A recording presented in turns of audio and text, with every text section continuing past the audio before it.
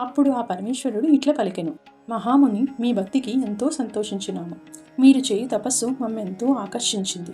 మీ భక్తికి మెచ్చి మీ కోర్కెలను తీర్చగా వచ్చినాము. కావున మీ అభీష్టము నెరవేరుగాక అని పలికెను. అంతా ఆ మృకండు నమస్కరించి, మహాదేవ, తల్లి అన్నపూర్ణ, ఇవి మా నమస్కృతులు. లోకరక్షక, మీ దయవలన నాకు సలక్షణవతి, సౌందర్యవతి, సుకుమారియగు పత్ని లభించినది. కానీ ఎంతకాలమైనను మాకు సంతానము కలగలేదు. అందువల్ల నేను కృంగి కృషించుచున్నాను.